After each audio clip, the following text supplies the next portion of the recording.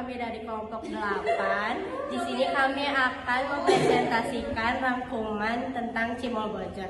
Sebelum mempresentasikan, perkenalkan nama saya Aurina Raisa. Nama saya Theo Firmansyah. Dengan saya Muhammad Nurdin Nugroho. Udah. Langsung saja kita ke poin-poin. Selamat menyaksikan. Bye-bye. Baik, teman-teman, di sini saya akan mempresentasikan poin pertama, yaitu asal-usul Cimol Bojot AA. Cimol Bojot AA berasal dari Garut, belum banyak dikenal oleh orang-orang Bandung dan beda dengan cimol pada umumnya di Bandung yang kopong. Cimol Bojot AA ini isinya padat, terus sangat bervariatif rasanya. Ada yang isiannya keju mozzarella, ada yang beef, ada yang ayam. Jadi itu yang membedakan cimol di Bandung yang biasa dengan Cimol Bojot AA. Lalu kenapa sih owner ini tiba-tiba ada ide berdagang Cimol Bojot? Awalnya owner ini diajak tetangganya untuk ikut berjualan dan menaruh saham di Cimol Bojot. Apa aja sih tantangan owner dalam menjalankan bisnis Cimol Bojot AA? Yang pertama adalah kekurangan modal. Jadi, uang perusahaan disatukan dengan uang pribadi menyebabkan kerugian karena manajemen uang tidak beratur. Lalu yang kedua, brand tidak terkenal. Terus yang ketiga, tidak ada pencatatan keuangan sehingga menyebabkan kerugian dan banyak hutang pada saat itu. Terus yang terakhir, kurangnya tenaga profesional. Itu adalah tantangan-tantangan yang dihadapi saat berbisnis. Owner ini mengatakan kadang jalan sukses dimulai dari hal yang dianggap kecil. Ini mungkin cerita sedikit aja perjalanan produksi Cimol Bojot AA. Awalnya tuh maklon. Itu biar kita tuh fokus dengan penjualan saja.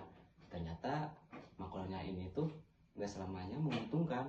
Akhirnya kita tuh mulai memproduksi rumahan. Kan waktu itu tuh COVID, kebetulan COVID ya. Nah di sini tuh kebetulan anak-anak tuh kan sekolah pada daring kan, kayak anak SD, SMP, SMK, ya pada dari rumah lah waktu COVID itu tuh. Nah Cimol Bojot ini tuh memanfaatkan, bukan memanfaatkan sih, lebih tepatnya tuh ngajak-ngajakin nih anak-anak itu, suruh bantuin sini, bantuin sini. Nah anak-anak tuh pada seneng tuh dikasih 20.000 tuh. Nah mulai masuk ke produksi nomor 2. Di sini kita udah melihat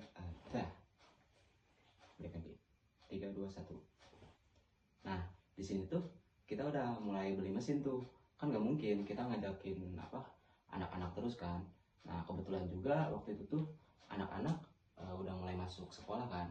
Nah di situ kita udah pada beli mesin cetak sampai ke Ciamis tuh waktu itu tuh. Nah masuk kemudian kita mulai masuk ke pabrik kecil nih. Nah di sini tuh kita mulai merekrut orang-orang profesional tuh satu persatu sampai akhir tahun 2025. Di sini tuh kita udah mulai banyak tuh. Kita tuh udah kayak ngajakin kayak factory manager, quality control, ya QC dan lain-lain. Baik teman-teman, sekarang saya akan menjelaskan materi selanjutnya dari teman-teman saya yang sudah presentasi di slide tadi sebelum ini. Nah, kemudian saya akan menjelaskan mengenai tentang peluang. Nah, untuk peluang Cimol Bojot ini sendiri adalah masalah pasti ada solusi gitu. Karena setiap dari usaha itu pasti kan kalau misalnya kita punya masalah pasti punya solusi masing-masing. Nah, jadi jangan khawatir gitu ketika kalian membangun sebuah bisnis, kalau misalnya ada masalah itu jangan khawatir gitu, kalian terus jalani aja, nanti pasti ada solusinya. Cuman ini perkiraan waktu aja gitu. Waktu solusi itu dulu datang tuh apakah sekarang ataupun di kemudian hari gitu. Jadi intinya setiap masalah pasti ada solusinya.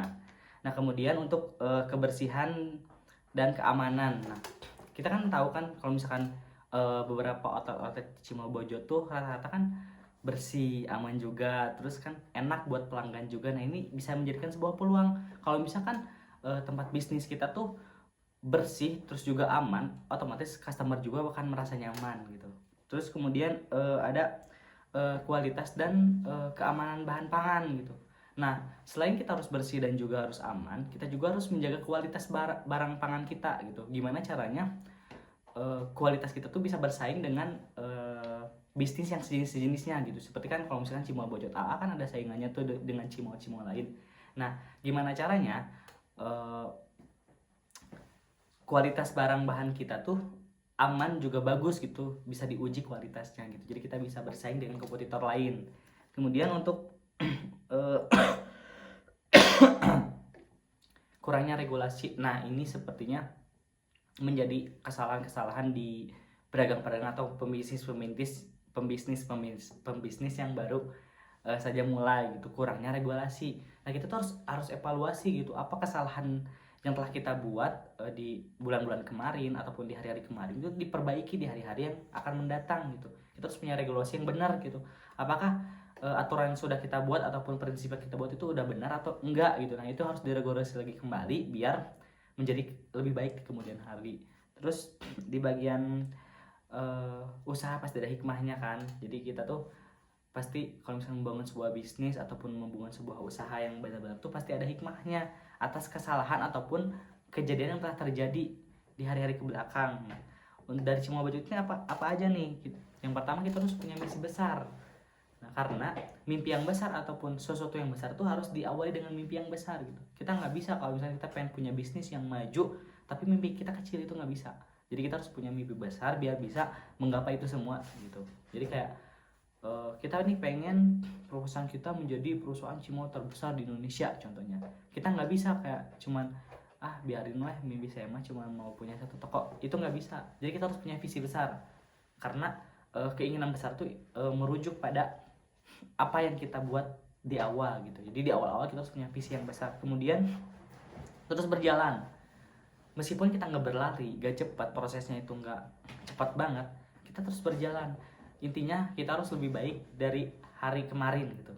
Jadi setiap hari itu kita harus ada peningkatan lebih baik dari hari kemarin gitu. Jadi intinya kita harus terus berjalan walaupun kita nggak berlari. Kemudian untuk harus tetap fokus dan gigih. Nah ini tuh pasti ada di setiap kita dalam membangun bisnis ataupun Cimol Bojot ini. Fokus dan gigih, terus konsisten. Jadi intinya kenapa kita harus fokus dan gigih itu ya karena kita akan menuju kan konsisten. Kalau misalkan itu terus terjadi terulang-ulang, kita akan terbiasa.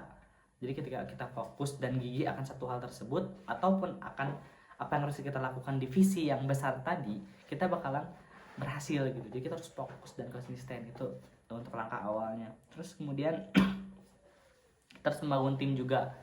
Nah karena tadi saya bilang kan kalau visinya tuh besar, kita nggak bisa sendiri. Kita harus punya tim yang backup atau tim yang ngebantu kita untuk ke arah sana gitu.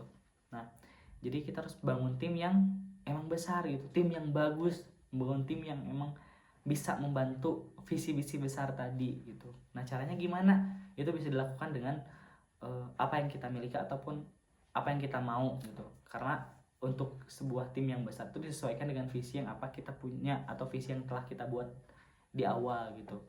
Kemudian kita harus tawakal juga. Nah ini kalau misalkan kalian orang-orang Islam kan udah tahu ya, kalau misalkan tawakal tuh kunci utama ya. Kayak setiap apa-apa tuh kita harus ingat Tuhan dulu, terus kayak kita harus berusaha dulu. Jangan sampai ketawakalan ini tuh menjadi sebuah bumerang gitu. Kayak kita jadi gak mau lagi usaha, terus kita juga nggak mau nerusin apa yang telah kita punya juga gitu. Jadi intinya apa yang saya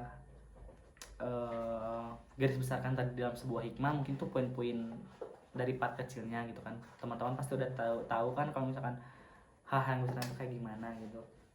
Itu dong sih untuk pemaparan dari materi yang sebelumnya telah dibahas oleh teman-teman saya. Oke, terima kasih. Sekian presentasi dari kami. Mohon maaf bila ada kesalahan-kesalahan. Karena yang baik datangnya dari Tuhan, yang buruk datangnya dari setan, dan kita bertiga hanyalah korban. Wassalamualaikum warahmatullahi wabarakatuh.